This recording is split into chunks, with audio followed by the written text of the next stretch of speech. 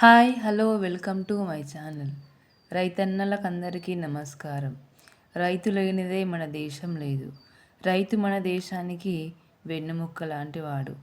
అయితే రైతన్నలు ఎన్నో రోజుల నుంచి యాసంగి పంట పెట్టుబడి ఎప్పుడు వస్తుందా అని 1000 కళ్ళతో అయితే ఎదురు చూస్తున్నారు. అయితే వారికైతే గుడ్ న్యూస్ వచ్చేసింది. మరి ఆ గుడ్ న్యూస్ ఏందో ఇప్పుడు మనం ఈ వీడియోలో తెలుసుకుందాం.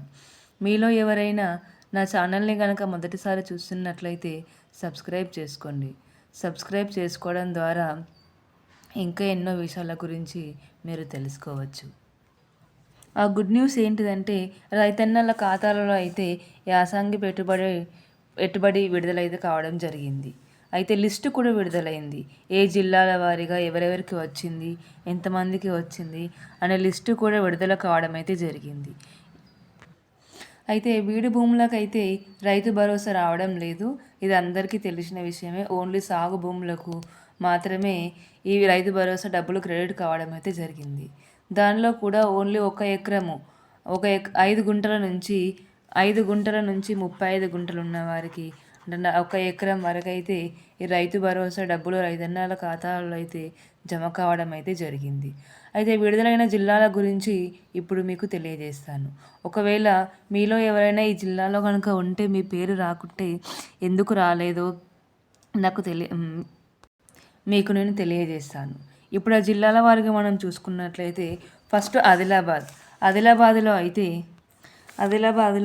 270 మందికి, అలాగే కామారెడ్డిలో 626 మందికి, అలాగే కరీంనగర్లో చూసుకున్నట్లయితే 1551 మందికి, భద్రాద్రిలో 1209 మందికి అయితే ఈ రైతు భరోసా డబ్బులు జమ కావడం అయితే జరిగింది. ఈ జిల్లాలో కనుక మీ పేరు ఉందో లేదో చూసుకోండి. అలాగే జయశంకర్లో 384 మందికి, ఖమ్మంలో 1309 మందికి, కరీంనగర్లో 1551 మందికి, అలాగే మహబూబ్ నగర్లో 834 మందికి, అలాగే మెదక్లో కనుక చూసుకున్నట్లయితే 356 మందికి, అలాగే నిజామాబాద్లో అయితే 214 మందికి, రాజన్న సిరిసిల్లలో అయితేనేమో 754 మందికి, అలాగే సిద్దిపేటలో 1100 మందికి, ఇలా అయితే జిల్లాలో కొంతమందికి అయితే విడుదల కావడం జరిగింది. అది కూడా ఓన్లీ 1 ఎకర్ ఉన్నవారికి మాత్రమే విడుదల కావడం అయితే జరిగింది. ఇలా వరంగల్ రూరల్, సూర్యాపేట, ఇంకా వికారాబాద్లో అయితేనేమో 242 మందికి అయితే ఈ రైతు భరోసా డబ్బులు క్రెడిట్ కావడం అయితే జరిగింది. ఇలా జిల్లాల వారీగా అయితే రైతు భరోసా డబ్బులు జమ కావడం అయితే జరిగింది.